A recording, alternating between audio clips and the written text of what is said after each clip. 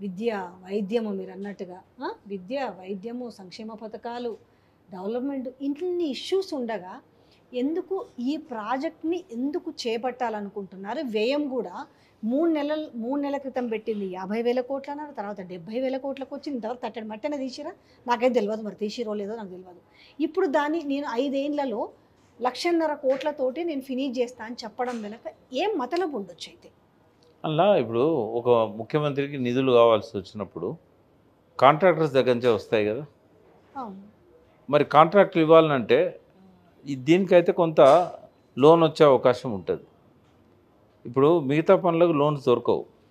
ఇక్కడ మాల్స్ కడతారు కదా, హ్మ్. మాల్స్ పేరు మీద లోన్స్ వస్తాయి, ట్యాక్సులు వస్తాయి. ఆ ట్యాక్స్ రెవెన్యూ పెరుగుతుంది. దీన్ని చూపెట్టి ఈ ఈ కాంక్రీట్ వర్కులలో అన్నింటిలో కమిషన్స్ ఉంటాయి. మెయిన్గా ఈ కరప్షన్కి ఎక్కువ అవకాశం ఉండే వర్క్స్ ఆయన చూస్తున్నాడు. ప్రజలకు బాగా ఉపయోగపడే వర్క్స్ కంటే కరప్షన్కి ఎక్కువ అవకాశం ఉండే వర్క్స్ చూస్తున్నారు. అంటే 2 ఇట్లా అనుకోవచ్చా? లేదనంటే ఆనాడు కేసీఆర్ కాళేశ్వరం కట్టి ఆయన ఒక చాలా గుర్తింపు పొందాడు, మర్చిపోలేదు. నేను కూడా ఈ ఎందుకంటే ఆయన ఒక 1,00,000 కోట్ల బడ్జెట్ పెట్టి ఆయన చేసిండు కాబట్టి నేనేం తక్కువ తిన్నా, నేను 1,50,000 కోట్లు పెట్టి నేను ఇది చేసేసి నేను చరిత్రలో నిలిచిపోవాలని ఏమైనా ఉందా? అది అయ్యేదాకా ఆయన ఉండడు కదా. అది మొదలయ్యేదాకా కూడా ఉండడు ఆయన. ఇప్పుడు ఈ 1,50,000 10 అని చెప్తారు కదా, ఒక 5 ఏళ్ళు ఇంకో 5 ఏళ్ళు 10 నేను అనేది ఏంటంటే ఇప్పుడు ఆయన రోజులు లెక్క పెట్టచ్చమ్మా రేవంత్ రెడ్డి పాలనకి. ఎందుకంటే ఇంతకుముందేమో ఈ టీఆర్ఎస్ కూల్స్తుందేమో, కొంతమంది టీఆర్ఎస్ నాయకులు కూడా అర్థం వచ్చినట్టుగా మాట్లాడారు. ఇప్పుడు ఎవరో కూల్చాల్సిన అవసరం లేదు, తనకు తానే కూలిపోతానికి సిద్ధంగా ఉన్నాడు. ఆ పార్టీ నాయకులే ఆయన కాలుబట్టి గుంజడానికి సిద్ధంగా ఉన్నారు.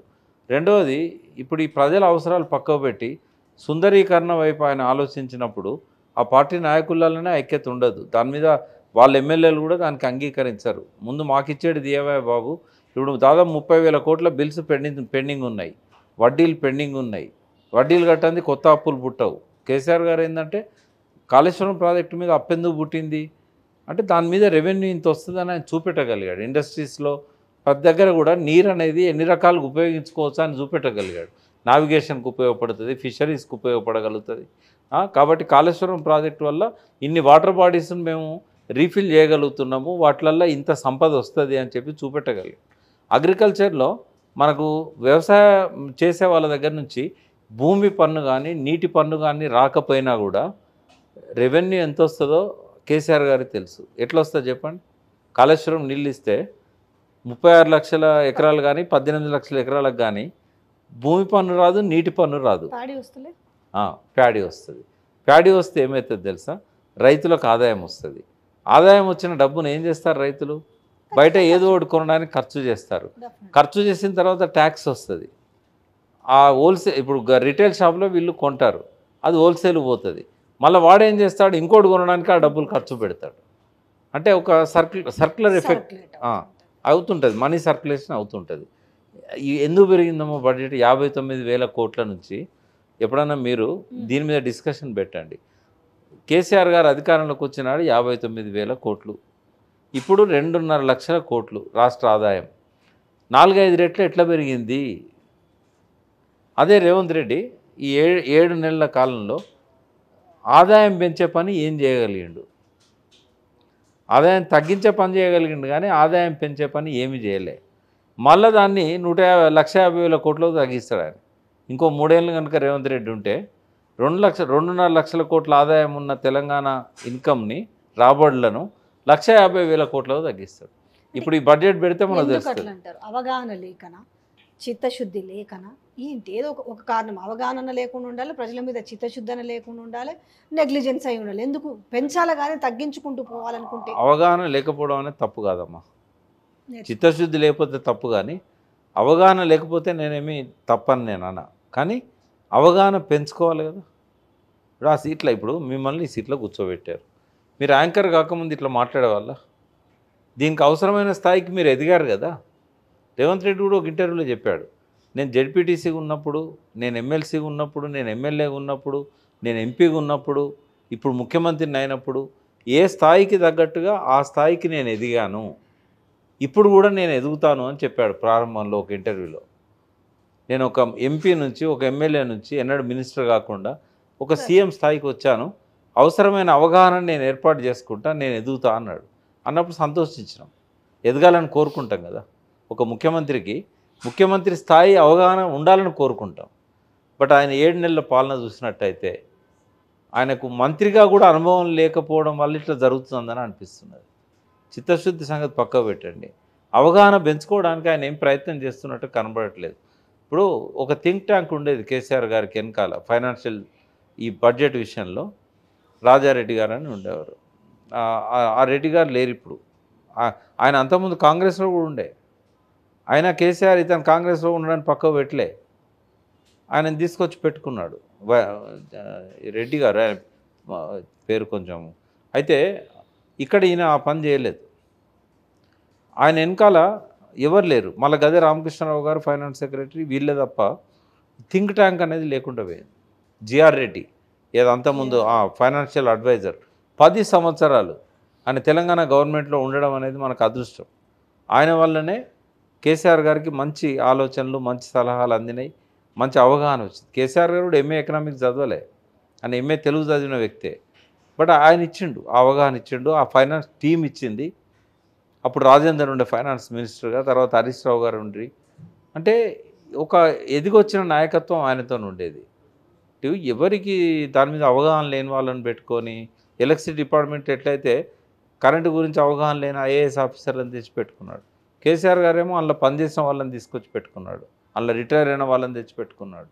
అంటే ఇటువంటి శాఖల పట్ల అవగాహన లేకుండా బురద మాత్రం చల్లుతున్నారు ఎదుటోడు. అదే రేపు బడ్జెట్ వస్తే ఆయన బట్టలు ఇప్పి పెడతారు, ప్రజలు ఊకుంటారు. మొత్తానికి చాలా ఇంట్రెస్టింగ్ గా ఉంటుంది. చాలా ఇంట్రెస్టింగ్, ఒక సబ్జెక్ట్. రెండోది, ఎందుకు ఈ క్యాబినెట్ ఎక్స్పాన్షన్ విషయంలో కీలకమైన ఉన్నాయి. రాష్ట్రానికి ఒక విద్యాశాఖ మంత్రి అవసరమే, ఒక హోం మంత్రి అవసరమే. నిన్న పాషం యాదగిరి మాట్లాడుతూ ఈయన క్యాబినెట్ ఎక్స్పాన్షన్ చేయడు, మూసీ నది గురించి మాట్లాడుతూ నేను ఎవరు మూసీ చేయమని నేను ఎవరైనా అడిగిండా అని ఆయన కొంచెం బాగానే అగ్రెసివ్గా మాట్లాడిండు.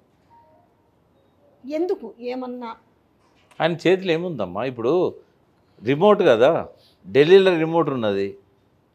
18 సార్లు పోయిండు, ఇంకో 18 సార్లు పోతే తప్ప ఆ 18 మంది మంత్రులు ఉండే అవకాశం లేదు మనకి. ఢిల్లీ నుంచి వాళ్ళు చెప్పాలి, ఈయన చేయాలి.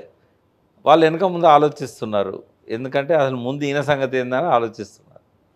ఇప్పటికే ఎన్నో అనుమానాలు వచ్చాయి. కానీ అనుమానాలు వచ్చినప్పటికీ కూడా రాహుల్ గాంధీని హోల్డ్ చేయగలుగుతున్నాడు. నేను ఇంత బాగా చేసిన తెలంగాణ ప్రజలు ఇంత అద్భుతంగా ఆనందంగా తేలియాడుతున్నారు, పండగలు చేసుకుంటున్నారు అని చెప్తున్నారు.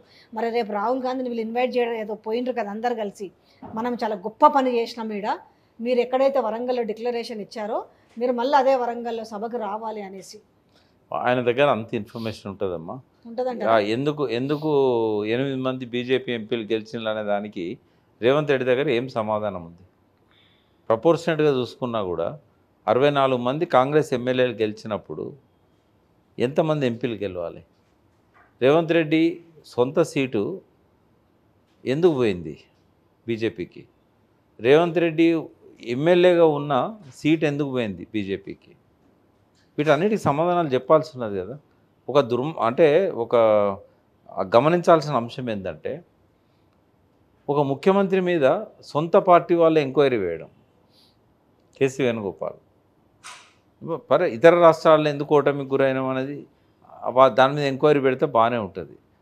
కానీ రాష్ట్రంలో అధికారం వచ్చిన తర్వాత, తన సొంత వ్యక్తి ముఖ్యమంత్రి ఉన్న తర్వాత ఇక్కడ కూడా ఎంక్వైరీ పెట్టారు. అంటే ఈయన చెప్పిన సమాధానంతో వాళ్ళు సాటిస్ఫై కాలేదంటేనే ఈయన మీద అనుమానాలు వచ్చినాయి. ఎట్లా గెలుస్తారు ఇంతమంది ఎంపీలు? అంటే నీ సపోర్ట్ లేదా, పరోక్షంగా నువ్వు సహకరించలేదా, లేకుండానే కిషన్ రెడ్డి గెలిచాడా, లేకుండానే బండి సంజయ్ గెలిచాడా? ఇదంతా కూడా బీఆర్ఎస్ వైపే కన్వర్ట్ చేస్తున్నారు కదా. బీఆర్ఎస్ సపోర్ట్ వల్ల బీఆర్ఎస్ ఎక్కడైతే గెలిపించాలనుకుందో బీఆర్ఎస్ పూర్తి సహకారంతో అక్కడ 8 మంది గెలవడం జరిగింది అనేది ఆయన చాలా బహిరంగంగా మాట్లాడుతున్న మాటలే కదా. ఇప్పుడు ఒక బీఆర్ఎస్ అభ్యర్థి వెలమ, బీజేపీ అభ్యర్థి బహుజన బీసీ వర్గానికి సంబంధించిన వ్యక్తి. కాంగ్రెస్ అభ్యర్థిని పెట్టాల్సిన పరిస్థితి వచ్చినప్పుడు బీజేపీ అభ్యర్థిని ఓడించాలంటే ఎటువంటి అభ్యర్థిని పెట్టాలి? తన అభ్యర్థిని గెలిపించుకోవాలంటే ఎటువంటి అభ్యర్థిని పెట్టాలి? టీఆర్ఎస్ అభ్యర్థిని బలహీనం చేయాలంటే ఎటువంటి అభ్యర్థిని పెట్టాలి? ఈ ప్రశ్న వస్తుంది. కరీంనగర్ ఎన్నికను మనం తీసుకుందాం. సంజయ్ బీసీ మున్నూరు కాపు, వినోద్ వెలమ. కాంగ్రెస్కు ఒక అవకాశం వచ్చింది, అక్కడ ఒక వ్యక్తిని పెట్టాలి, ఎందుకంటే పొన్నం ప్రభాకర్ మినిస్టర్ అయ్యిండు. ఆయన మినిస్టర్ అయినప్పుడు అక్కడ మన హుజరాబాద్ కాన్స్టిట్యున్సీలో ప్రవీణ్ రెడ్డి గారి టికెట్ ఇవ్వాల్సి ఉండే. ఆయనకి ఇస్తానంటేనే బీఆర్ఎస్లోకి వెళ్ళి వెనుకపోయిండు ఆయన. అప్పుడేమన్నారు, పొన్నం ప్రభాకర్ వచ్చాడు కాబట్టి మీకు కరీంనగర్ ఎంపీ ఇస్తాము, మీరు దానికి పోటీ ఎదురుగానే అని చెప్పారు. ఇక్కడ రెడ్డి క్యాండిడేట్ లేడు, ఒక అతను వెలుమ, ఒక ఆయన బీసీ.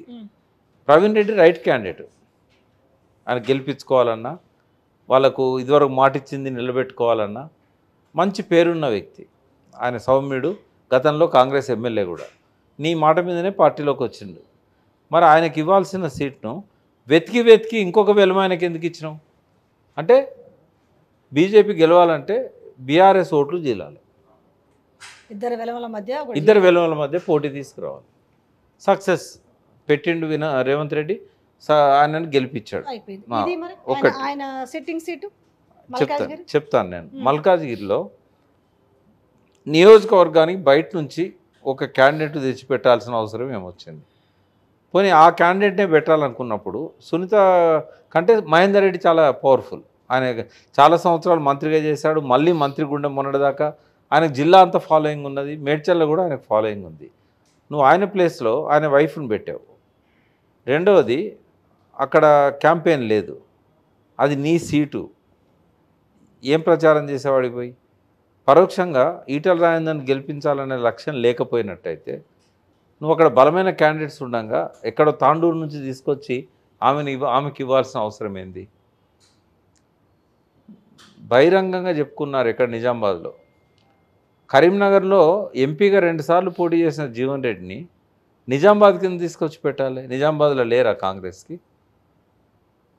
అక్కడ ఒక ఇప్పుడు మినిస్టర్ అవుతానని చెప్పి ఎక్స్పెక్ట్ చేసిన వ్యక్తి ఆయన పార్టీ కార్యకర్తల మీటింగ్లో ఏం చెప్తారంటే, జీవన్ రెడ్డి వచ్చి మళ్ళీ జిల్లా పెత్తనం చేయాలనుకుంటాడు, ఆయన ఎంపీగా మనం గెలిపించినట్టయితే నాకేం ఉండదు, ఈడ మీరే ఆలోచించుకోండి అని చెప్పి అరవింద్ని గెలిపించాలని ఇండైరెక్ట్ సజెషన్స్ ఇచ్చాడు. ఓ ముస్లిం నాకు ఫోన్ చేశాడు ఆ మీటింగ్లోకి వెళ్ళి బయటకు వచ్చి, అన్న ఏందన్నా ఇది, మేము కాంగ్రెస్ ఏదో ముస్లింలకు తోడుగా ఉంటుంది అనుకుంటే ఈయన బీజేపీని గెలిపి జీవన్ రెడ్డి రావద్దని చెప్తాడు. మీటింగ్లో ఓపెన్ కార్యకర్తల మీటింగ్లో. లాస్ట్ పాయింట్, సికింద్రాబాద్ అసలు కథ ఇక్కడ ఉంది.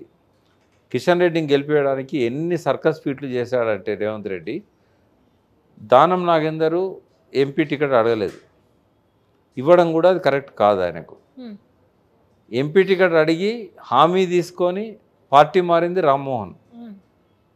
గల్లీ తెలుసు రామ్మోహన్కు, కార్పొరేటర్లు అందరు పరిచయమే, అన్ని పార్టీల పరిచయమే. ఎవరు అడిగినా ఆయన పనులు ఇచ్చిండు, ఎక్కడ ఏది జరిగినా పోయిండు. ఆయనే రైట్ పర్సన్. అక్కడ ఆయనకు సీట్ ఇవ్వాలి, ఇస్తానని చెప్పిండు కూడా, చెప్తేనే పార్టీ మారిండు. ఆయనకి ఇవ్వలేదు. సరే ఇవ్వలేదు, ఏ కారణంతోనో నాగేందర్కి ఇచ్చావు. ఇచ్చిన తర్వాత ఆయన గెలిపించాల్సిన బాధ్యత ఈయనకు అప్పచెప్పాలి కదా. నువ్వు మేయర్గా పనిచేసినావు 5 ఏళ్ళు, నీకు 7 కాన్స్టిట్యున్సీలలో నీకు పేరుంది, నాగేందర్కి ఒక్క ఖైరతాబాదులోనే ఉన్నది. నువ్వు ఈయన కుడిభుజంలాగా ఉండి గెలిపించాలని చెప్పాలి కదా. ఆయన ఏం చేసిండు, ఆయన తిరిగితే ఓట్లు నాగేందర్కి ఎడపడతాయో, కిషన్ రెడ్డికి పోవాల్సిన ఓట్లు నాగేందర్ పడతాయని చెప్పి మహేశ్వరంలో ఇన్ఛార్జ్గా పెట్టిండు. ఎక్కడ? చేవెళ్ళ కాన్స్టిట్యున్సీ. బొంతు రామ్మోహన్కు మహేశ్వరంకి ఏం సంబంధం?